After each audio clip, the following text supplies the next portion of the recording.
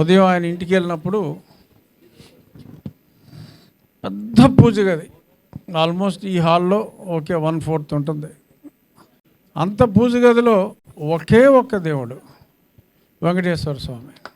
మనం మామూలుగా మా ఫిలిం నగర్ గుడికి వెళ్తాం.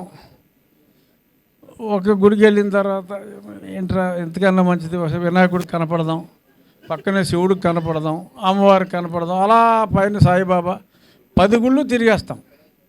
ఎందుకంటే భయం కావచ్చు, మితిమీరిన భక్తి కావచ్చు, ఏదైనా కావచ్చు.